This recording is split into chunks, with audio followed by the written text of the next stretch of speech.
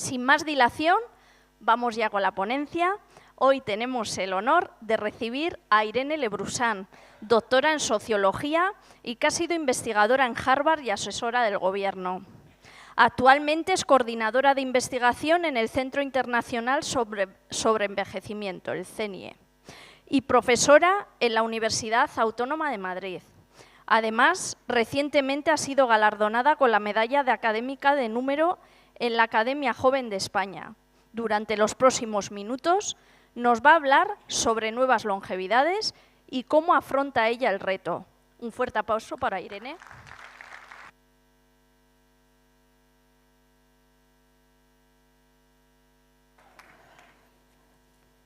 Muchas gracias.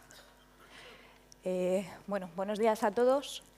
Muchísimas gracias, lo primero, a quienes han organizado esto, a Rubén por sus amables acompañamientos durante todo el proceso, a todas las personas que estáis hoy aquí participando en este espacio conmigo. Y también quería dar las gracias al propio planteamiento, ¿no? A estas personas desde el ayuntamiento que consideran que este nuevo reto con el que nos encontramos, que es el que acompaña a vidas más largas, es lo suficientemente importante como para organizar no solamente eventos de este tipo, sino para que existan fenómenos sociales, porque al final son fenómenos sociales, como Visan.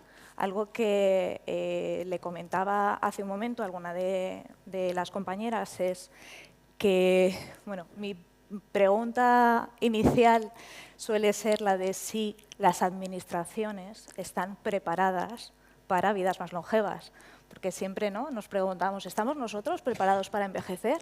Que es una pregunta a la que tenemos que responder. Pero cuando intentamos mirar cómo la administración plantea el propio proceso del envejecimiento, se suelen plantearlo no solamente desde una perspectiva un tanto negativista, sino desde una perspectiva muy poco amplia. Voy a ser amable y voy a decir solamente que poco amplia. Por eso sorprende y es de agradecer que existan planteamientos de ese tipo en el que lo principal es lo participativo, que realmente las personas que van a estar recibiendo, por así decirlo, que van a estar dentro de esas, no dentro de esas administraciones, sino dentro de estos grupos locales, puedan participar, puedan decidir y puedan ser una parte activa del proceso. Bueno, ya os digo que siempre es, cuando doy charlas, siempre es un poco difícil, ¿no?, adaptarse al auditorio, que va cambiando. En la universidad, pues mis chicos y mis chicas pues tienen entre 17 y 19 años. Cuando a ellos les hablo de qué es la vejez, tengo que comenzar desde un determinado planteamiento. Y aquí, pues viendo un poco la media edad de la sala, si os pregunto qué es la vejez, pues me diríais, espera que te lo explico. Bueno, tenemos vidas más largas, creo que es una realidad, ¿no? Hablamos un poco a veces de los retos y hablamos de la digitalización. No, la digitalización es otro tema. Lo más importante va a ser siempre que tenemos vidas más largas. Y esto, insistiré infinitamente, es el mayor logro de cualquier sociedad. No que tengas una fibra óptica que te vaya súper rápido y que tengas coches eléctricos, no, que las personas vivan más tiempo, que se haya democratizado la llegada a la vejez. Ya no está reservado solo para unos pocos, ya no tiene, sigue influyendo, pero ya no está tan determinado, por ejemplo, por el nivel socioeconómico, ¿vale? Es algo que está al alcance de muchas más personas. Como veremos, además, no solamente vivimos más tiempo, no solamente más personas llegan a edades más avanzadas, sino que además lo hacen en mejores condiciones de salud, en mejores condiciones económicas también. Aquí tenemos que agradecer determinados desarrollos del estado de bienestar. Y bueno, pues gracias a algunas administraciones también con mejores incluso condiciones para poder participar. Pero hay una pregunta fundamental, que es la de si tenemos miedo a la vejez. Y algunas personas, bueno, pues supongo que habrá diferencia de opiniones en la sala. Yo os digo, cuando yo planteo esto a mis alumnos tan jovencitos, incluso a los de máster, a los de doctorado, tienen una idea de la vejez muy negativa. Y en realidad tienen bastante miedo a lo que sería el proceso de envejecer. Yo lo que pasa es que les planteo, piensa que la alternativa es morirte. Claro, ahí ya la cosa cambia. ¿Por qué? ¿Por qué le tenemos tanto miedo a la vejez? Bueno, pues antes de hablar de los nuevos retos, precisamente en algunas de las cuestiones que planteabais, ¿no? Que es el edadismo, ¿no? Algunos de los grupos en los que estáis, ¿por qué? ¿Por qué tenemos ese miedo? ¿Por qué tenemos esa idea de que la vejez es algo tan malo y tan negativo? Bueno, pues vamos a intentar hablar de esto. La pregunta de cuáles son los nuevos retos es tan sumamente amplia que me daría y me encantaría como para hacer un máster aquí y que nos tirásemos todo el año hablando de ellos. Pero bueno, vamos a intentar hoy sintetizar algunas de las cuestiones y, ya digo, dar pinceladas, sobre todo del principal reto, que el principal reto tiene que ver con esta aceptación y con esta adaptación a estas vidas más largas. Bueno, hablaremos sobre esto, qué idea tenemos de la vejez. Y lo que planteo es que necesitamos, sobre todo, nuevas narrativas desde la perspectiva social, desde qué entiende el conjunto de la sociedad que es la vejez, pero también desde la individual. A veces hablamos de edadismo. ¿Qué pasa con el autoedadismo? ¿Qué pasa con esas perspectivas que nos impiden empezar, por ejemplo, nuevos hobbies, nuevas actividades a determinadas edades? Si alguien de 50 años de repente dice, pues me quiero hacer pianista, ¿por qué no? Si esa persona tiene a lo mejor 30 años, 40 años por delante, ¿por qué no va a ser una nueva forma de hacerlo, ¿no? Pero tenemos este planteamiento, ¿no? Yo cuando estaba haciendo mi investigación doctoral y le preguntaba a las personas mayores, ¿no tienes adaptada la bañera, por ejemplo, ¿no? ¿Esto te va a causar algún problema? Y me decían, si para lo que voy a vivir. Es una visión muy derrotista, muy negativa. Terrible, porque nos está impidiendo a nosotros mismos el bienestar. O sea, algo tan básico como el bienestar del día a día. Bueno, por eso os digo, necesitamos esa perspectiva social, necesitamos también esa perspectiva individual, cómo nos vemos a nosotros mismos, ¿no? ¿Cuántas veces las personas de la sala habéis pensado que erais demasiado mayores para tocar el piano? ¿Para empezar a hacer ballet? ¿Para empezar a hacer yoga? Bueno, para cualquier cuestión. También, por supuesto, tendríamos que hablar de la perspectiva política, ¿no? Esto a mí me resulta bastante sorprendente y además, aunque probablemente no me dé tiempo, porque veréis que hablo bastante, probablemente no me dé tiempo, pero algo que sería apasionante, por ejemplo, sería plantear por qué en la actualidad se está hablando de conflicto intergeneracional. Pero ¿cómo van a pelearse las personas mayores con sus nietos? Claro, pero en realidad no, hay un planteamiento de recursos finitos en el que parece que estamos luchando y compitiendo, ¿no? Es una visión muy, muy negativa y además es una visión tan negativa, volvemos aquí a hablar de este edadismo, fijaos, ¿no? Qué gran discriminación y qué absurdo cuando, ya digo, si tienes la suerte de no morirte, en algún momento llegarás a ser viejo. ¿Cómo no vas a intentar cuidar todo ese proceso, ¿no? ¿Cómo no vas a querer un mejor planteamiento, una mejor comprensión de lo que supone esa fase vital? Pero bueno, esa era mi breve introducción. Os preguntaba, ¿por qué tenemos esa visión tan negativa acerca de la vejez? Y os pongo este ejemplo, simplemente, no como se lo planteamos, por ejemplo, a los niños, ¿no? A las generaciones más jóvenes.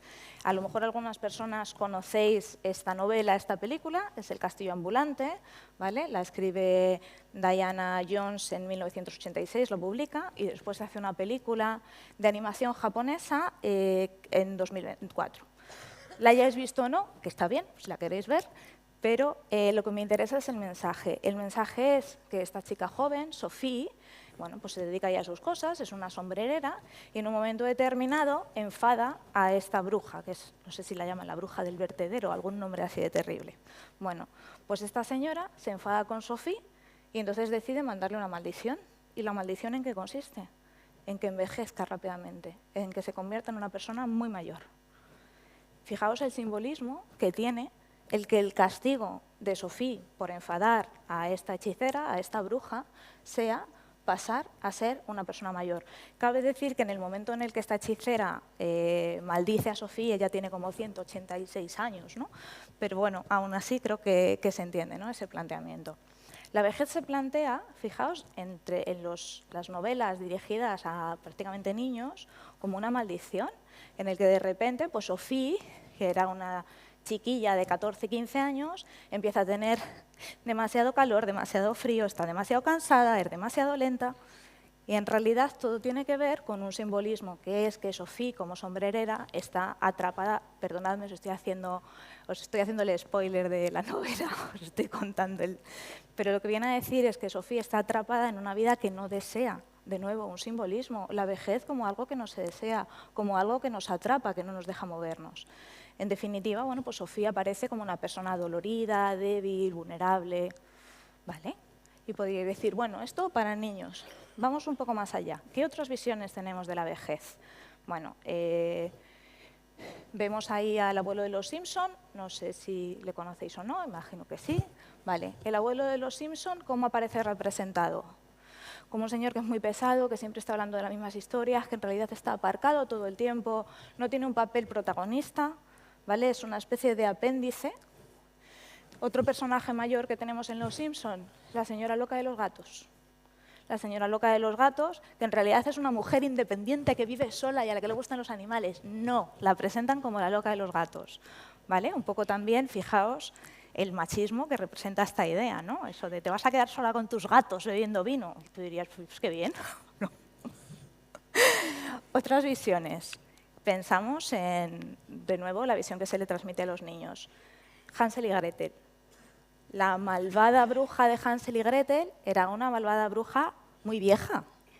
De nuevo, esa asociación, ¿no?, entre la fealdad, la vejez, ¿no?, y un poco esa maldad, que incluso si nos ponemos a plantear, ella estaba allí tranquila en su casa, vienen unos niños a hacerle un desahucio comiéndose el techo de su casa, bueno, pues hasta tiene una reacción normal esa señora, no sé. Pensemos en otras visiones. Y os pongo aquí a esa señora, no sé si la recordáis, la abuela del litoral. Esta señora mayor, que está siempre en casa, además vestida de negro, ¿vale?, cubierta, etcétera, etcétera, preparando comidas para el resto de la familia.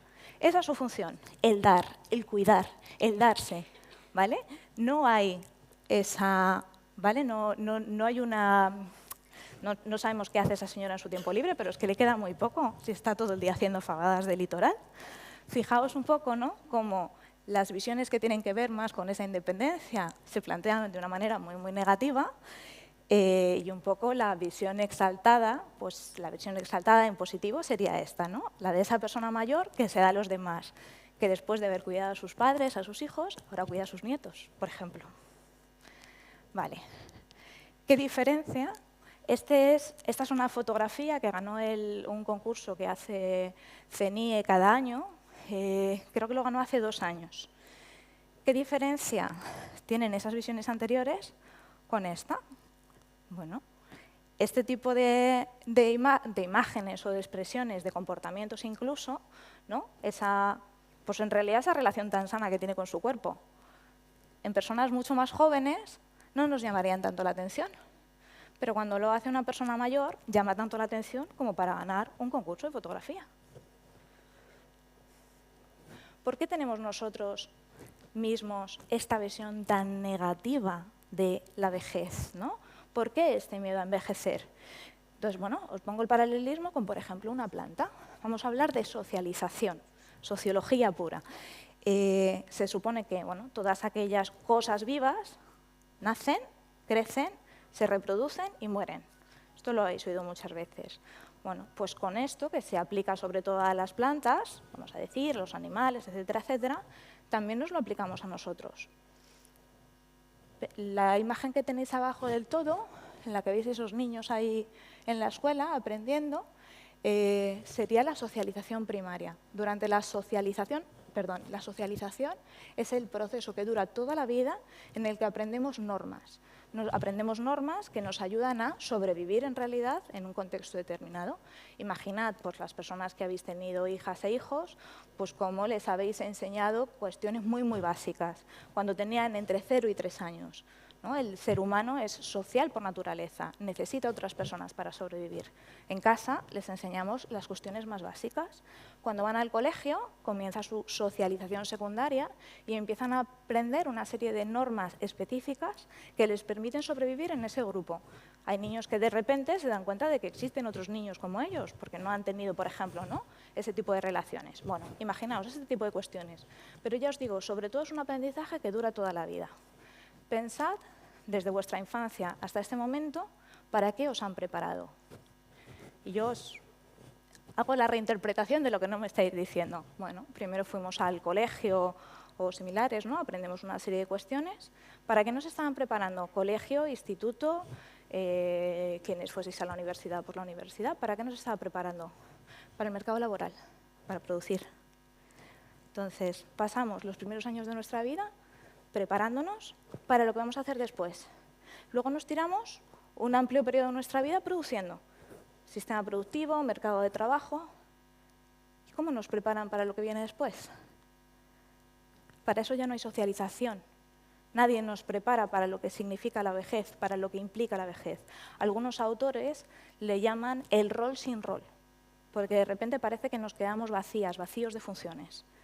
Nos hemos jubilado, los hijos se han ido de casa, ¿y ahora qué? ¿No? Da un poco esa sensación. Fijaos incluso en cómo se plantean algunos conceptos muy bien intencionados. Envejecimiento activo. ¿Y por qué no juventud activa? ¿No? Imaginaos, qué paradójico. A una persona de 40 años que está en su casa todo el fin de semana viendo la televisión, no le decimos que tienes que ser activo. Pero a una persona que tiene 70 años sí se lo decimos. Y además se lo decimos cargador de razón porque es por tu bien. Fijaos también un poco lo paradójico. Los primeros años de nuestra vida nos están cuidando. Algo que me plantean, sobre todo las señoras, cuando llegan a edades muy avanzadas, es que de repente dejan de decidir. Y de repente, no, es que me he mudado porque a mi hijo no le gustaba mi barrio en el que llevaba 50 años. Pero ¿cómo va a decidir tu hijo esto por ti? ¿Pasas a ser otra vez menor de edad? ¿Cómo es esto, no? Esta especie de dependencia, ya digo, sobre todo me aparece en las mujeres, en el que digamos que siempre están pues, bueno, protegidas y en realidad dirigidas por otras figuras, ¿no? ¿Cómo se les quita la agencia? Por eso ya decía que incluso en algunos planteamientos de las administraciones, estas ideas que son, ya digo, muy proteccionistas, muy paternalistas, se siguen planteando. Que haya pues otros planteamientos como el de Visan realmente es muy interesante. ¿Qué quieres hacer? ¿No? Vamos a hacer actividades, venga, petanca. Bueno, pues la petanca a mi abuelo recuerdo que le gustaba, pero mi abuelo tiene ahora 94 años. No es el representante de la vejez actual, aunque también lo es. Bueno, ejemplo, ¿no? Fijaos, esto toda tu vida has estado produciendo, toda tu vida has estado haciendo cuestiones muy, muy interesantes, aportando mucho. Entonces, rescato las palabras de María Victoria Gómez, que es una profesora de Carlos III, una persona maravillosa, de las mejores que he conocido. Y ella me decía, pues es muy buena profesora, se jubilaba ahora y me comentaba que después de trabajar tanto, después de esa gran implicación con los alumnos en procesos, precisamente, ¿no? En temas relacionados con personas mayores, con vulnerabilidad, es tan raro ahora, y es un poco eso, ¿no? Como que de repente te quitan esa funcionalidad que tenías hasta ese momento. ¿Qué nos pasa con respecto a la sociedad? Cuando yo digo a veces, bueno, ¿cuál es tu campo de investigación? Y yo digo, la vejez. Y entonces, ¿no? Siempre me plantean un poco como, parece que estoy hablando de las cremas, de cuestiones de este tipo, que estoy trabajando con ratones para ver cómo evitar que envejezcan. Y esta es un poco la idea predominante. Es de hecho en lo que más se invierte, en cómo retrasamos la vejez. Pero mayormente se plantea sobre todo en cómo retrasamos la vejez, pensar incluso en la presión que tenemos. La vejez manifiesta, me explico, las arrugas, ¿no? Todo este tipo de cuestiones. El problema de las canas, el problema es cómo hacia afuera se transmite esa vejez interior, vamos a decir. ¿Vale? Bueno, pues nos hemos fijado mucho en este tipo de cuestiones. Estamos bombardeados todo el tiempo con esta cuestión. Somos en este sentido una sociedad muy edadista. Además es una sociedad que ensalza la juventud sin que necesariamente tampoco quiera o proteja a los jóvenes. Esta es la mayor paradoja que tenemos, ¿no? La idea de juventud que ni siquiera las personas jóvenes cumplen, ¿no? A veces es esto de, ¿no? Vemos con una serie de actrices que bajo mucha presión se someten a una serie de operaciones para parecer más jóvenes y no se parecen a sí mismas de jóvenes, ¿no? Es esa idea totalmente alejada de la realidad. Bueno, otro de los problemas que tenemos es que cuando hablamos de vejez o de envejecimiento o de longevidad, ¿qué nos dicen enseguida? Pensiones. Pensiones, cuidados, se plantea como un gasto. Aquí hacen una aclaración simplemente con el tema de los cuidados. El tema de tener vidas más largas no significa necesariamente que vayamos a necesitar cuidados durante más tiempo, porque la realidad es que la necesidad de cuidados aparece más tarde. Y también, por aclarar, los gastos con respecto a los gastos hospitalarios, etcétera, etcétera, se acumulan, se ha demostrado que se acumulan o que son más elevados en los 2 últimos años de vida. Es decir, mueras a los 69, mueras a los 99, los 2 años en los que has gastado más dinero son los 2 últimos. ¿Vale? Bueno, os ponía también este mapa que veis aquí, es esta idea, ¿no?, que nos están planteando ahora de las zonas azules. No sé si lo habéis oído. Bueno, lo de las zonas azules, ¿no?, que eran estos lugares extraordinarios y que todos debíamos emular en todos los países, porque allí las personas vivían más y estaban más ágiles y más estupendas. Bueno, se ha demostrado que las zonas azules no existen, que lo que había era un problema con el registro de los nacimientos de las personas. Es decir, no se registraba exactamente cuando habían nacido y se asumía, esta persona tiene 90 y tú decías, si parece que tiene 76, claro, porque tiene 76, no tiene los 90 que pone en su partida de nacimiento. Bueno.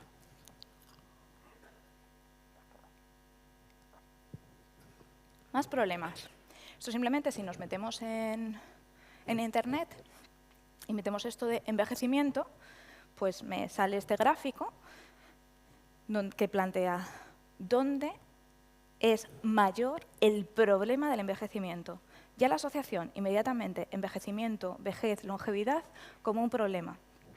Pues aquí estamos hablando de retos, podemos hablar de desafíos. Es verdad que adaptarse a una sociedad que ha cambiado, que vive durante más tiempo, que tiene otras necesidades, claro que puede ser un desafío, pero de ahí a plantearlo como problema, bueno, esto que os decía, ¿no?, que siempre hablamos ahí pues un poco de los cuidados. Algunas de las cuestiones con las que me encuentro también, pensad cuando salen pues incluso determinados partidos políticos, y lo primero siempre es culpar a las personas mayores, porque de estas discusiones las tengo cuando voy a exposiciones, ¿no? Incluso me plantean esto de, es que no están pensando en el futuro. Y yo preguntaría, ya digo, fijándome en la edad media de la sala, ¿de verdad no pensáis en el futuro? Yo las personas a las que entrevisto sí tienen, ya digo, con salvedades, pero bueno, sí que les preocupa la naturaleza, etcétera, etcétera. Pero bueno, nos vamos a este señor que tenemos aquí. Este señor es Taro Aso. Taro Aso fue primer ministro japonés, fue también ministro de Economía, bueno, tuvo varias carteras. Durante algún tiempo fue un señor muy importante en Japón. Fijaos un poco la relación de Japón y la longevidad. Y este señor, en 2013, hace ya un tiempo, pero dijo, el otro día vi una persona de 90 años hablando de su futuro. ¿En qué está pensando? Lo que debería hacer es darse prisa y morir. Taro Aso, que ahora tiene cerca de 90 años, se le ha olvidado lo de la prisa, ya no tiene ningún tipo de interés, y yo lo utilizo siempre de ejemplo para mostrar cómo esto de los viejos, la vejez, las personas mayores, usemos el nombre que utilicemos, son los otros, ¿no? Es algo que afecta a los demás. Es eso de cuando te encuentras a tus compañeros del colegio y dices, uy, qué mayores están. Porque hay una disociación plena, ¿no? Un investigador decía algo que me resultó muy llamativo. Cuando le preguntaba a esas personas, ¿no?, que se consideran, porque una pregunta que podríamos hacer es, ¿a partir de qué edad somos mayores? A veces lo que me plantean es que yo tengo 65 y soy muy joven. Ya, pero aquí el choque está en qué imagen tenías de las personas de 65 años. Cuando tú llegas a los 65 años, te das cuenta de que aquello no es así. Y entonces dices, ah, no, es que los 65 es muy joven. Ya, es que siempre fue así, ¿no? Bueno, este investigador lo que decía era que la vejez siempre era... una persona mayor siempre era alguien que tenía 5 años más que tú. Bueno, pero ¿cuál es la realidad de la vejez, del envejecimiento y de la nueva longevidad? Hablamos de nueva longevidad porque es esta nueva forma de envejecer, ¿no? Lo han comentado antes, efectivamente. Hablamos a veces de la juventud más preparada de la historia. No lo sé. Lo que tengo claro es que la vejez actual es la vejez más preparada de la historia. ¿Vale? Ahora es muy difícil, pensemos, ya digo, si hacemos la evolución, no he traído aquí esos gráficos, pero si pensamos en la evolución, pensemos, por ejemplo, en bueno, pues los niveles de estudios. también es una vejez mucho más participativa, mucho más innovadora. ¿Por qué? Porque está conformada por generaciones que siempre fueron muy participativas, que fueron las que conformaron en realidad las bases del estado de bienestar actual, las que cambiaron muchas normativas. Yo soy de Madrid, soy de Vallecas. Bueno, pues en Vallecas hubo alcantarillado y hubo alumbrado público porque esas personas que hoy son mayores, incluso muy mayores, hicieron una serie de manifestaciones porque se plantaron con una tienda de campaña en un determinado punto de la ciudad hasta que a su barrio no se llevó un centro médico, ¿no? Y gracias a eso, hoy en Vallecas hay un centro médico, un alcantarillado, etcétera, etcétera. Aunque sigamos siendo el barrio más maltratado de la ciudad, pero ese es otro tema. Bueno, en definitiva, estamos hablando de nuevas formas de envejecer, ¿no? Estas vidas más largas tienen nuevos desafíos. Bueno, las preguntas serían si estamos hablando de vejez o si estamos hablando de envejecimiento. Me gustaría hacer referencia a algunas cuestiones que a veces se confunden y sobre todo que no se les da la suficiente importancia o la importancia que merecen. ¿Qué significa el aumento de la esperanza de vida? Comentaré cómo vamos hacia la transición hacia la longevidad, la esperanza de vida a los 65 años y la esperanza de vida en salud. Y bueno, un poco me gustaría hablar de este cambio de las relaciones entre las edades, lo que sería la intergeneracionalidad, esto que os comentaba, estamos ante la vejez más preparada de la historia, también estamos ante la vejez que más se divorcia. Los divorcios comienzan a ser mayores a edades avanzadas. Esto, como socióloga, podríamos decir, bueno, desde el punto de vista de la sociología, podríamos decir relaciones que se rompen, bueno, o vidas que comienzan, ¿no? El planteamiento también es, bueno, pues si voy a vivir más años, pues a lo mejor no me apetece pasarlos con este señor o con esta señora, pues tener la oportunidad de volver a empezar. Esto de, bueno, pues puedo tocar el piano, empezar a tocar el piano a los 40, a los 50, y también me puedo divorciar a los 65, porque esto es lo que no me hace feliz. Bueno, puede ser. Tenemos también un aumento de hogares unipersonales, ya no solamente derivados de la vejez, ya no solamente como una especie de autocastigo, abandono, etcétera, etcétera, sino también por elección, ¿vale? De hecho, yo no quiero enfocarme tanto en la cuestión de la soledad. Esto lo dejamos para la próxima sesión que hagamos en un futuro, pero no necesariamente está asociado a esto de los hogares unipersonales, ¿vale? Vivir solo, vivir sola, no significa sentirse sola. Esto tiene que ver más con las relaciones sociales, ¿vale? La soledad en realidad se define como la diferencia entre las relaciones deseadas y las que existen. Es decir, que la calidad de las relaciones que se tienen no llegan a ser suficientes. Pero hay una serie de personas que viven incluso con sus hijos, hijas y nietos y que se sienten muy solos.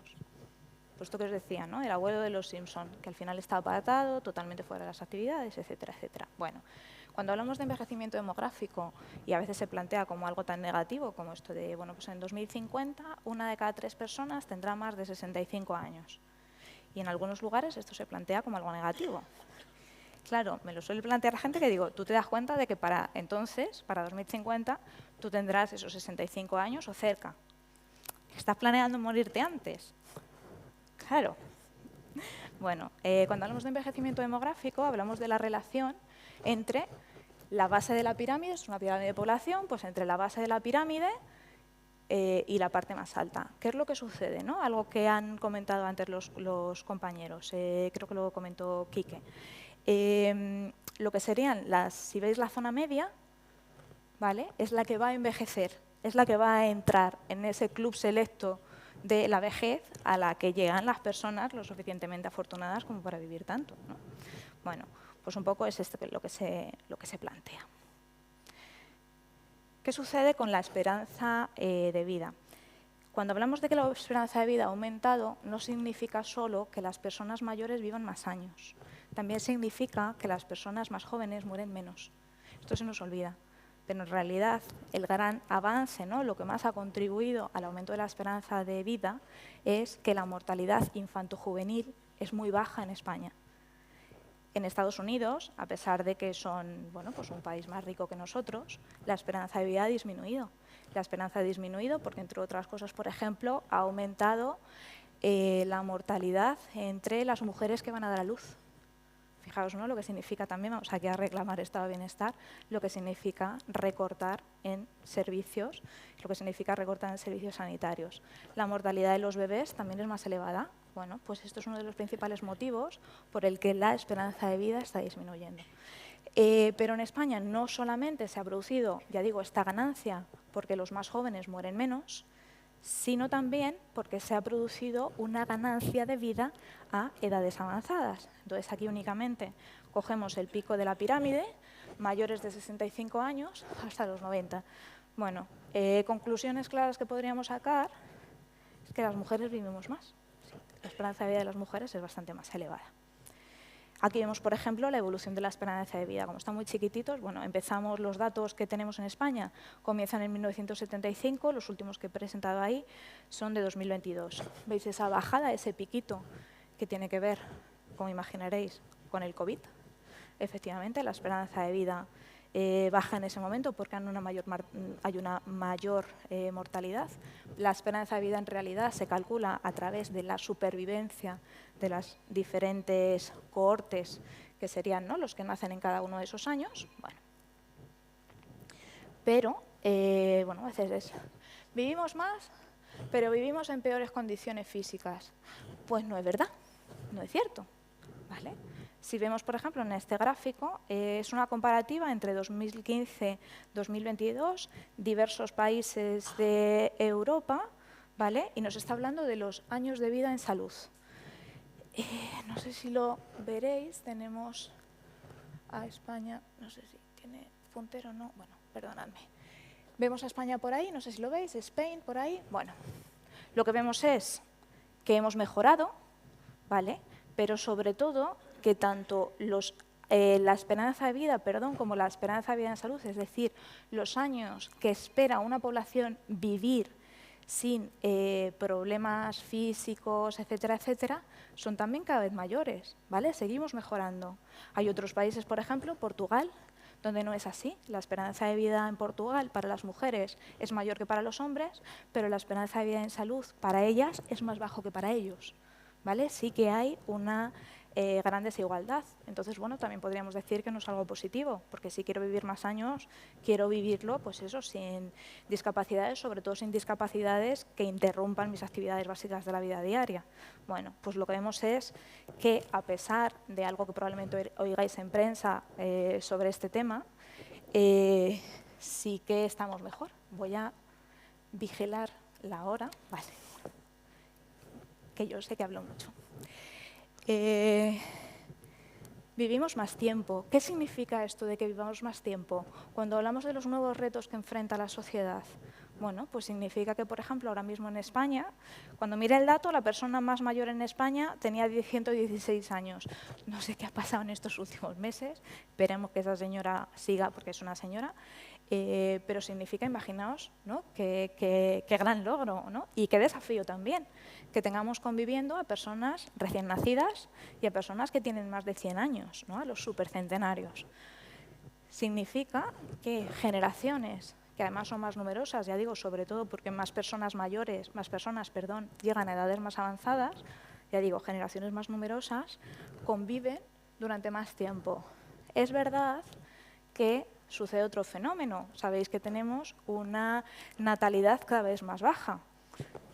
Sobre esto también podríamos discutir, ¿no?, que a veces también ponemos la culpabilidad concretamente sobre nosotras, como si fuésemos una especie, ¿no?, de máquinas responsables de la demografía de un país. Bueno, hay muchas cuestiones que hay que analizar y el por qué se retrasa la maternidad o por qué no se tienen hijos, ya digo, nos daría para debatir y para discutir en otra ocasión. Pero ya digo, lo que sí nos da lugar a estos dos fenómenos, ¿no?, personas que viven más años, menos niños que nacen, es que los niños tienen más abuelos, pero menos primos. Fijaos, ¿no?, hay niños que tienen a sus 4 abuelos. Yo no tuve la suerte de conocer a mis 4 abuelos, ¿no? 2 de mis abuelos murieron muy jóvenes. Ya solamente me queda uno, mi abuelo Paulino, que os contaba, tiene 94 años, ¿no?, es una persona muy mayor. Pero fijaos, hay niños que no solamente tienen a sus 4 abuelos, tengo algunos alumnos que tienen a sus 4 abuelos, pero incluso fijaos en las nuevas abuelidades. No sé si os sucederá, pero a veces, bueno, pues el hijo o la hija se divorcia, se junta con otra persona que tiene hijos pequeños. Y de repente pasas a tener un nieto que no es de sangre, pero al que acabas queriendo igual, ¿vale? Y este niño se puede encontrar con que tiene 6 abuelos. 6. Sus abuelos biológicos y esos otros abuelos no consanguíneos, pero que funcionan también como otro abuelo, ¿no? Este tipo de familias y de relaciones de abuelidad cada vez son más habituales. Y yo lo que me encuentro con, bueno, las personas que tienen estas nuevas formas de abuelidad es que están encantadas. Bueno, pues un niño más, pues un nieto más, ¿no? Bueno, esto que os decía sobre la esperanza de vida. Esto es algo que se plantea que va a seguir sucediendo. En 2035, la esperanza de vida al nacimiento sería mayor de 83 años para los hombres y casi de 88 años para las mujeres. En 2069, las proyecciones sobre la esperanza de vida lo que nos dicen es que la esperanza de vida media no significa que llegue una persona a 2, 5, 115, sino que la esperanza de vida va a ser de 90 años para las mujeres. Estamos hablando de cifras muy, muy elevadas. Evidentemente, claro que esto trae nuevos retos, pero no trae nuevos retos basados en estas ideas negativas de qué significa la vejez, de los cuidados, de las pensiones, ¿no? Que a veces se plantea como una excusa para recortar en otras cosas, sino que plantea nuevos desafíos porque estamos hablando de generaciones que han vivido cuestiones muy diferentes, ¿no? Que han tenido diferentes planteamientos vitales incluso. Pensemos en la introducción, parece súper interesante, estáis hablando de las nuevas masculinidades, las nuevas masculinidades a la vejez. Este es un temazo, pero es un tema que hace 40 años no nos hubiésemos planteado, ¿no? Estamos hablando, ya digo, de una serie de procesos sociales y de una serie de cambios para los que evidentemente nos tenemos que preparar, ¿vale? Esos serían los desafíos, no problemas, desafíos.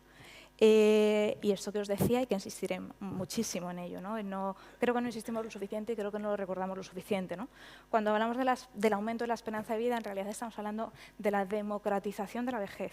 Ya digo, ya no está reservado solo a unos pocos, sino que esta democratización de la vejez es el mayor logro de un país. Bueno, ¿qué necesitaríamos entender sobre la nueva longevidad? Un poco con ese objeto de adaptarnos mejor, también adaptarnos mejor desde dentro, ¿no? Es decir, desde nuestra perspectiva individual. Bueno, lo primero que hay que entender es que la vejez no es un umbral mágico. ¿Qué significa esto? Que cuando cruzamos los 65 o 66, serían ahora, ¿no? La edad de jubilación, cuando cruzamos esta edad, no estamos hablando de un umbral mágico, que cuando te pones al otro lado ya tus problemas se han resuelto, ya no tienes deseos, incluso bueno, pues cuestiones como la sexualidad, ¿no? Parece que cuando hacemos estadísticas sobre sexualidad en España, llegan hasta los 55 años. A las personas de más de 55 años no se les pregunta. Bueno, quizá nos tenemos que preguntar qué planteamiento hace que estemos negando esa realidad. Bueno, estamos hablando de una población muy heterogénea, que tiene necesidades diferentes y también capacidades diferentes. Envejecemos de diferente manera. Hay personas que con 67 años no están en una estupenda forma física y de verdad que me he encontrado con señoras de 89, bueno, que me daban 3 vueltas, o sea... Esto yo que os decía, ¿no? Siempre comprender, entender y defender que esta esperanza de vida y esta democratización de la vejez es el mayor logro de las sociedades y también pensad en la sociedad como, en este envejecimiento, en estas vidas más largas como una oportunidad. Una oportunidad desde el punto de vista individual, porque, por ejemplo, ¿no? Vuelvo a las mujeres, tradicionalmente las mujeres pasan el mayor porcentaje de su vida cuidando. Es verdad que ahora se les ponen estas nuevas responsabilidades de cuidar a los nietos, incluso a los bisnietos, me he encontrado en alguna ocasión, pero en teoría habría más años para disfrutar de la vida sin tener que estar cuidando, particularmente a los hijos. Bueno, pues esto nos permite poder introducir nuevas actividades, tiempos personales, etcétera, etcétera. Bueno, pues es una oportunidad desde el punto de vista personal, lo que decía antes de aprender a tocar el piano, ir a ballet, a yoga o a pilates. Bueno, pues es una nueva oportunidad. Desde el punto del estado de bienestar, desde el punto de vista más macro, ¿no?, de las políticas sociales, podría plantearse también como una oportunidad. Por ejemplo, qué maravilloso si tuviésemos en cuenta, ¿no?, como hacen algunos autores, pensásemos que esto nos permite hacer un replanteamiento del ciclo vital, que a lo mejor sí que podemos estudiar más tarde, y podemos pasar ese tiempo haciendo X, que sí que realmente pudiésemos tener un mercado laboral que se adaptase al, bueno, pues ahora tengo una menor implicación laboral, cuido a mis hijos sin que esto me penalice, porque como voy a tener una vida más larga, puedo desarrollar estas cuestiones más adelante. Bueno, pues sería otro planteamiento. Pero en definitiva, un poco a mí lo que me demuestra mi investigación, y ahora volveré al ejemplo de Sophie, esta niña de la que os hablaba al principio, ¿no?, de esa película, es que las personas mayores sobre todo necesitan, como cualquier otra persona, significado, sentido de pertenencia. El hecho de pertenecer a un grupo es muy, muy importante. De hecho, es una de las claves en un estudio que lleva longitudinal, que lleva desde principios del siglo pasado haciéndose en Harvard, demostraban que lo que permitía que las personas tuviesen una vida más feliz, se llama el estudio de la felicidad, era precisamente esta idea de pertenencia.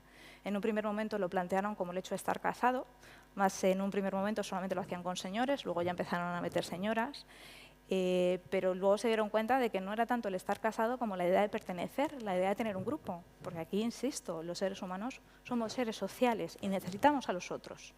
¿Qué pasa? Que lo que necesitamos a veces es crear estos espacios. Y también necesitamos la cuestión de la participación. Aquí pues vuelvo a hacer referencia a Visan, ¿no?, que permite pues, esos espacios en los que se puede participar, decidir, y lo que además lo que entiendo es que no es una mera cuestión consultiva, sino que realmente hay una retroalimentación, ¿no? Y volvemos a Sophie. Sophie en un momento determinado, que es una niña al principio muy miedosa, ¿no?, hasta que le llega esta maldición, pues después de pasar este tiempo como persona muy mayor, con su bastón, etcétera, etcétera, se da cuenta de algo que me parece clave y maravilloso, que es que ya no necesita complacer a la gente. De repente empieza a decir qué es lo que quiere, qué es lo que no quiere, qué es lo que no le gusta. Si le tiene que decir 4 cosas a otro brujo que se encuentra por ahí, se lo dice, ¿vale? Elige lo que hace, tiene un propósito. Esto es clave. Ella al principio, ¿no?, cuando estaba trabajando en esa sombrerería, pues hacía lo que le mandaban y era lo único que hacía era trabajar, etcétera, etcétera. Y resulta que, gracias a esa maldición, se da cuenta de que puede elegir lo que hace y lo que deja de hacer. Se conoce mejor a sí misma. Porque incluso, ¿no?, esto es la cuestión de la identidad a lo largo de toda la vida, es interesantísimo, porque a veces nos planteamos, me gusta, y luego te das cuenta, no, esto le gusta a mi pareja, esto le gusta a mi hermana, esto le gusta, ¿y a mí qué me gusta? Yo también os invito a que os hagáis esa pregunta, porque a veces no lo sabemos. A veces estamos, ya digo, vuelvo aquí a marcar el tema de género, pero a veces estamos, sobre todo nosotras, tan acostumbradas a dar, a cuidar, etcétera, etcétera, que tenemos poco tiempo para cuidar hacia adentro, ¿no? Pero además, y os decía lo de la participación y lo del sentimiento de pertenencia, es que Sophie, como ya no necesita complacer a la gente, como se conoce más, como tiene más seguridad sobre sí misma, de repente resulta que tiene una comunidad, un grupo de amigos. Los amigos más raros que os podéis imaginar, porque es un cuento para niños, pero son sus amigos. Tiene un grupo, ya digo, un sentido de pertenencia. Bueno, perdonadme que no lo he traducido, pero bueno, ya estamos llegando al final. En definitiva, lo que quería remarcar con respecto al buen envejecimiento es que lo que necesitamos sobre todo es, bueno, una de las cosas básicas sería la cuestión de la seguridad. Aquí estamos hablando de todo lo que tiene que ver con esto de estado de bienestar, es decir, seguridad económica, las pensiones, una buena sanidad, etcétera, etcétera. Porque de lo que se trata, que a veces también se nos olvida, no es solo de vivir más, sino de añadir buenos años a la vida. El contenido de esos años extra que vamos a vivir es la clave fundamental, ¿no? Entonces, esto que os decía, hay una cuestión de la cobertura de las necesidades básicas, las pensiones, la vivienda, todo lo que tiene que ver con salud, que tengamos un buen sistema de cuidados, que tengamos una atención a nuestra salud física, pero también a nuestra salud psicológica. Una de las cuestiones, por ejemplo, que tendríamos que reflexionar es por qué determinados problemas relacionados con la salud mental, depresión, etcétera, etcétera, están aumentando entre las personas mayores. También está aumentando el suicidio entre las personas mayores. Bueno, y yo, un poco como solución, planteamiento, remedio a estas cuestiones, planteo sobre todo la lucha contra ese edadismo, contra los estereotipos, contra el autoedadismo, y aquí insistiría mucho, ¿no?, en el cómo nos vemos a nosotros y cómo a veces nosotros, nosotras somos nuestros propios limitantes. Hablaríamos de esa continuidad, porque si yo os preguntase aquí, creo de todas formas que me estoy extendiendo y me gustaría dejar un espacio para que hablaseis vosotros. ¿Os quedan 15 minutos? Sí, vale, estupendo. Perdón. ¿Qué ha cambiado con respecto a vosotros mismos, a vosotras mismas, a medida que habéis ido envejeciendo? Y dirijo un poco la respuesta, pero en teoría sois la misma persona con nuevas experiencias, pero no hay un cambio radical. Esto que os decía de los 65 no es un umbral mágico, ¿no? A veces cuando hablo con gente muy joven dicen, no, pero porque las residencias, las personas mayores no quieren vivir en residencias, porque siempre han estado viviendo en comunidad, porque lo que quieren es participar y seguir formando parte activa de su vida y lo que entendían, ¿no? Un poco eso de, pensemos en un señor mayor que se llama Juan, pues a lo mejor dentro de su barrio es el viejo Juan, pero fuera de su barrio, donde nadie le conoce, es solo un viejo. Eso es fundamental. Bueno, pues esto, os invitaría a preguntaros esta cuestión. Y bueno, esto es lo que os decía, ¿no?, acerca de que sobre todo tenemos que enfatizar y apuntar a la inclusión, a la participación y, como me importa mucho más lo que penséis vosotros, quedan 15 minutos para que, por favor, compartáis impresiones, preguntas, etcétera, etcétera.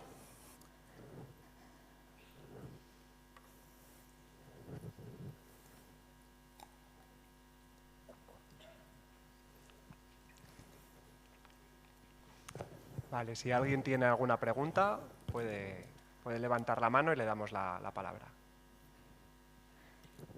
Ojo que como no preguntáis, sigo hablando.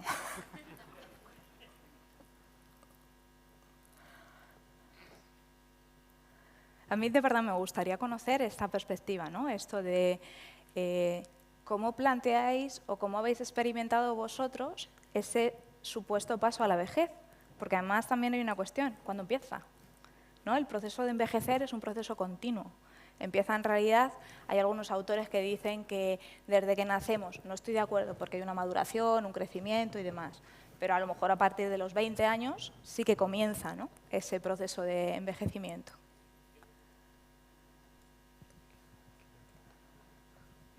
Hola. Hola. Lo primero, muchas gracias. Creo que a mí y a todo el resto del grupo nos ha encantado. Muchas gracias. Te hemos entendido, que es importante, porque no siempre se entiende todas las cosas que nos cuentan. Y, bueno, es que el cumplir años, o sea, yo no lo llamo envejecer, es cumplir años.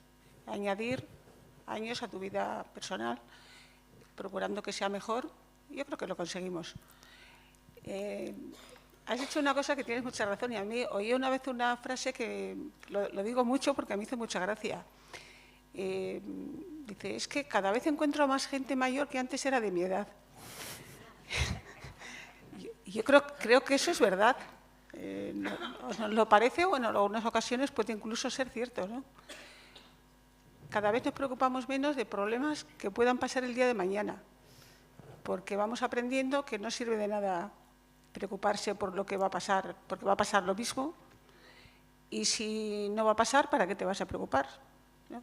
Entonces, creo que todo este, vamos a llamarle tinglado de los Visan, está genial. Creo que tenemos que dar gracias al Ayuntamiento de Vitoria en particular, el departamento que le corresponda, pues porque hay ocasiones, muchas, lo vemos en los grupos que estamos, que te da otro aliciente a la vida, ¿no? Unas veces porque no tienes otra idea de que puedes hacer cosas, y otras veces pues porque dices, lo puedo hacer y puedo ayudar a los demás.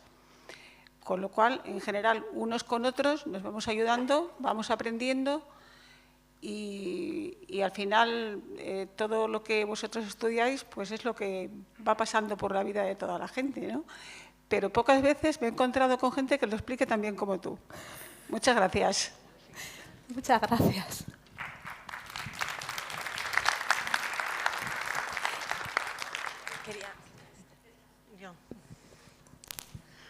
Buenas. Yo hace 2 años cuidaba a personas como yo. Y a mí me ha costado mucho hacerme a la idea de que esas personas a las que he estado cuidando durante 25 años de mi vida, yo soy una de ellas, ¿no? Me ha costado mucho. Ahora, la realidad es que en vez de quedarme en casa, lo que he hecho es salir y hacer otra vida, que es muy bueno y es lo que me ha ayudado a mi Elvisa mucho en ello, ¿no?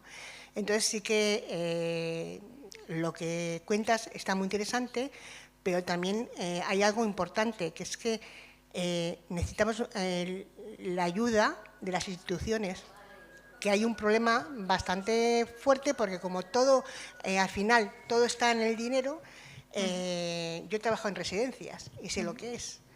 Entonces, claro, está muy bien el vivir más, el que nos cuidemos nosotros, el que estemos, pero también necesitamos una gran ayuda. Y el problema es que cada vez hay menos, cada vez vamos a ser personas, en vez de primera, de segunda o de tercera, porque el problema es la pasta, por desgracia. Cuando hemos estado trabajando, hemos estado cotizando, hemos hecho muchas cosas. Yo trabajo en una residencia de ancianos. Yo no sé si me voy a poder pagar una residencia de ancianos el día de mañana. Claro, es que yo no me puedo pagar 3.000 euros porque no los cobro. Entonces, y estoy trabajando toda mi vida. Entonces es que llega un momento y dices, vale, sí, está muy bien, hacemos nuestra vida, pues hacemos muchas cosas, tenemos que seguir adelante, tenemos que vivir, pero claro, necesitamos también otra cosa que no existe, que las instituciones se acuerden de nosotros. Totalmente de acuerdo. O sea, para un buen envejecimiento necesitamos estas buenas administraciones que sean capaces de adaptarse a las necesidades. Además, aquí insistiría también en algo, ¿no? Cuando hablamos de dependencia no estamos hablando solo de personas mayores. Ni todas las personas mayores son dependientes, ni todas las personas dependientes son mayores. A lo que apuntas efectivamente es clave.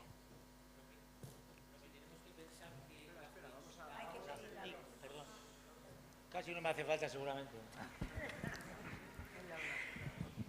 Que lo que tenemos que pensar es que la vejez hay que saberla llevar. Porque una persona, aunque sea muy mayor, si sabe llevarla y sabe funcionar, ir para un lado y para otro, leer, hacer cosas continuamente, no envejece tan fácil, ni tan pronto. Y eso es que es así. Y creo que los que estamos aquí ahora, que estamos ayudando a los Bizán, creo que envejeceremos más tarde por una razón, que estamos ayudando a las personas continuamente. Y yo creo que eso es muy importante. Para mí, vamos, no lo sé. Gracias. Gracias. Esa parte de participación y de devolución también, ¿no? Al final es devolución.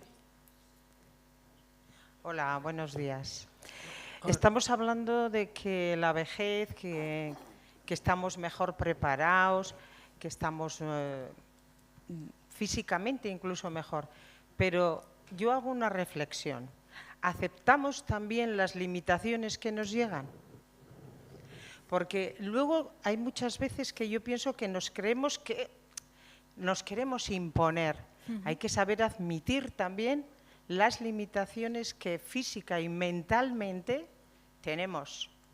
O sea, que sí, que estamos mejor preparados, que físicamente también, pero admitir que hay limitaciones y que no tengo que imponer tampoco. No, yo soy mayor y me estás oprimiendo. No, yo soy mayor y tengo una limitación. Tengo que admitirla y en ese lugar desenvolverme lo mejor posible, pero sobre todo admitir, porque muchas veces yo estoy viendo que queremos como demostrar que somos y estamos mejor de lo que estamos. ¿Admitimos ese deterioro? ¿Lo admitimos? Pues es una pregunta muy buena. Y es una pregunta muy buena, pero yo sería aquí un poco tramposa y plantearía una pregunta de vuelta. ¿Admitimos nuestras limitaciones a lo largo de toda nuestra vida? Y me explico. ¿Sabéis cuando te dicen tú estás tristísima porque te ha pasado X? Y te preguntan, ¿qué tal estás? Bien. No estoy bien. Es verdad que a veces la respuesta que tienes cuando estoy triste es la de, pues alégrate, ahí no se me había ocurrido, qué detalle, ¿no? Pero es verdad lo que comentas, a veces también hay un exceso de autoexigencia con respecto a qué podemos y qué no podemos. Lo que pasa es que yo tengo la sensación de que nos pasa a lo largo de toda nuestra vida. También aquí hay otra cosa, efectivamente, o sea, hay una cuestión que creo que no podemos negar, que son bueno, pues una serie de cambios físicos. Yo me acuerdo mucho de un momento en el que era muy pequeña, era una niña y bajaba así unas escaleras de estas corriendo de 2 en 2 y había una señora muy mayor que me dijo, ya llegarás a mi edad. Debía de tener, ya digo yo, 7 años, 9 años, algo así, ¿no? Pero claro, me acuerdo de esa señora cada vez que tengo que subir hasta un 4.º piso sin ascensor y digo, uy, aquella señora, qué razón llevaba. Pero aquí también hay una cuestión y es que a veces, sin negar lo que comentas, que es cierto, pero a veces planteamos una serie de limitaciones y me explico. A mí me cuesta subir 4 pisos una barbaridad porque ya no lo suelo subir. O sea, por mi trabajo, pero a veces porque no soy capaz de cumplir con cualquier tipo de entrega que tenga que hacer, con mis clases, con no sé qué, pero a veces eso de decir, pues debería salir una hora a pasear y a estirar las piernas, y no tengo tiempo, ¿no? A veces también nos pasa eso, que nos ponemos excusas efectivamente y que esto va haciendo también que empeoremos y que tiene que ver un poco con efectivamente en un determinado momento es que a lo mejor tenemos que hacer una preparación física mayor. O sea, esto sí que es cierto, pero no solamente a los 65 años, no, a los 40 y a los 35, ¿no? Es esto de, es que tengo X años y no hago 10 flexiones, es que con 20 tampoco podía. O sea, que bueno, a lo que voy es a que efectivamente llevas toda la razón, pero sí que creo que a veces es que no nos damos ni siquiera el espacio de prepararnos mejor para esas mayores exigencias que el cuerpo nos va pidiendo a lo largo del tiempo. Hola. Hola. Mi pregunta es, en estas estadísticas que has hecho de las expectativas de vida, ahí están incluidas, claro, ahora hay una expectativa de vida mucho más amplia que había hace un montón de años, ¿no? Pero ¿cuánta gente cuánta gente necesita, o sea, están teniendo una vida que no es vida? Que no es vida porque pues, te estoy hablando pues, de Alzheimer y de cosas por el estilo. Entonces, no sé yo hasta qué punto merece incluirlas en una estadística de estas. Gracias por el apunte, porque para la próxima vez me traigo esa estadística, pero cuando os hablaba de la esperanza de vida en salud y que hemos mejorado, la esperanza de vida en salud es más baja que la esperanza de vida. Pero la esperanza de vida en salud, que sería libre de discapacidad, Alzheimer, etcétera, etcétera, también se va elevando. Esto que os comentaba antes, de que son los 2 últimos años de vida, sobre todo, en los que se acumula el gasto, sí que es verdad que tenemos una serie de dependencias que a veces son más complejas. ¿Por qué?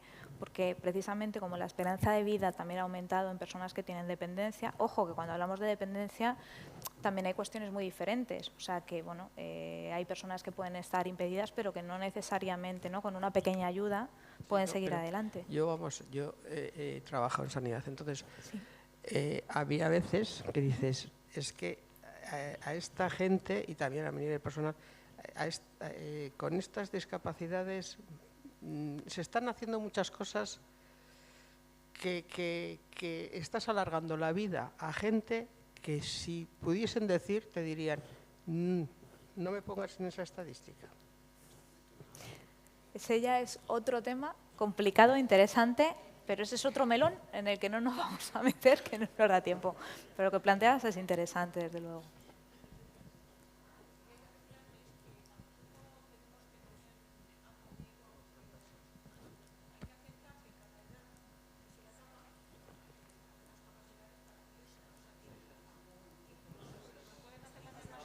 A ver.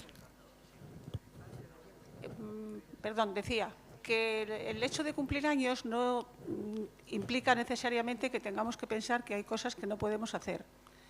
Hay cosas que podemos hacer toda la vida. Simplemente que hay veces que nos cuesta más tiempo o más esfuerzo, pero el decir yo eso ya no lo hago porque tengo esta edad, eso creo que no, esa palabra no tiene que existir en nuestro diccionario. Podemos hacer todo lo que queramos. A veces más despacio y a veces pues con más tiempo. Pero mucho ánimo, que somos mejores de los que podemos creer incluso a veces. Gracias.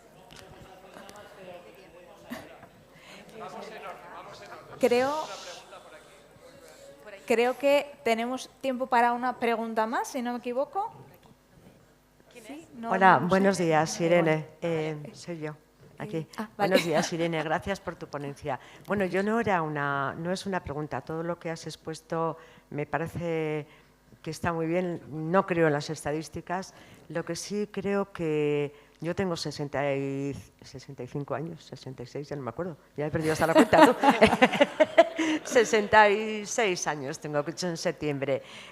Bueno, yo veo que por mucho que nosotros queramos, a veces la sociedad nos hace ya mayores desde que tenemos 50 años. Sí. ¿Por qué? Porque a partir de los 50 parecemos el desperdicio, porque si no tienes trabajo, te cuesta muchísimo porque nadie nos quiere. Somos el despojo humano, ¿no? O sea, hemos estado unos años cotizando y trabajando para la sociedad y para nosotros mismos, para mantenernos, pero llegamos a una edad que no tiene que ser la hora de jubilación, en que somos desperdicios. Entonces yo creo que lo que realmente tiene que cambiar es la mentalidad de la gente que nos manda, que nos gobierna. Esos son realmente los que tienen que cambiar, porque nosotros ya nos encargamos nosotros mismos de cambiar. Pero si nosotros cambiamos, pero la sociedad no nos ayuda a ello, tenemos un grave problema. Eso es lo que quería decir. Toda la razón. Además, a veces ves cuestiones tan absurdas, ¿no? Como que alguien ha sido un CEO de una empresa que ha ganado muchísimo dinero, etcétera, etcétera, cumple 65 años o los 66 y al día siguiente, ¿no? Parece que ayer era súper productivo y ganábamos millones, pero cumple los 65 o los 66 y se le jubila.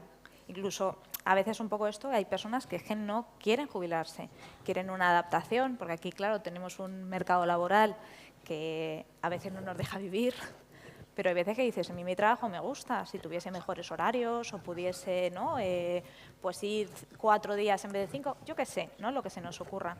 La gente seguiría trabajando y seguiría produciendo, ¿no? También aquí hay un planteamiento y efectivamente lo que comentas, necesitamos ese cambio de las instituciones con respecto a muchas dimensiones, una de ellas sin duda la laboral.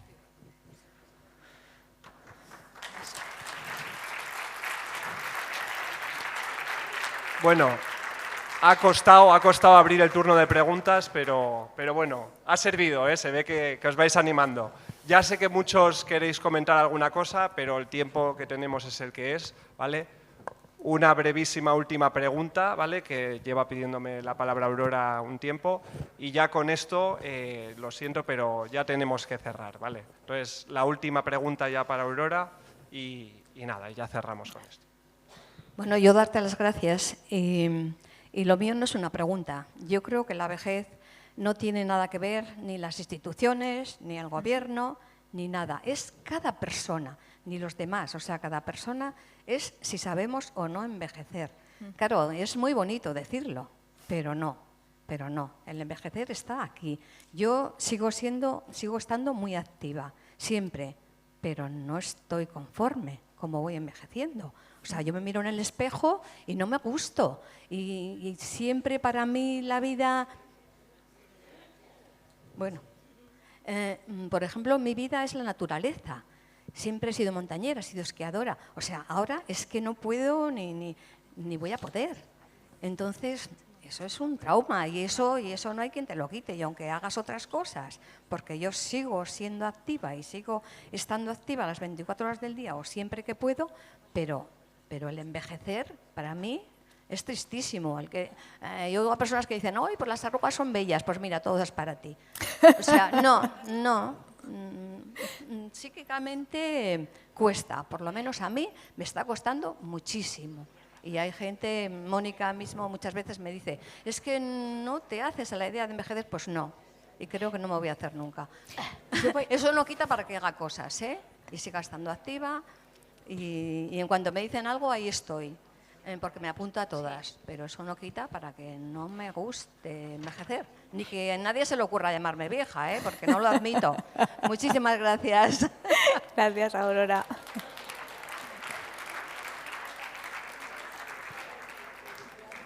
Yo por eso Bueno, voy a decir, pues- yo os veo estupenda.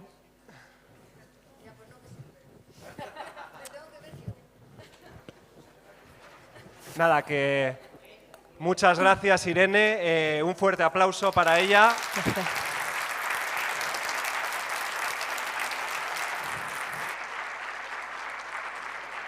Eso, que ha sido un honor y un placer tenerla por aquí. Nos ha dejado muchas ideas, muchas reflexiones, retos, bueno, que espero que nos sirvan para contextualizar la jornada de hoy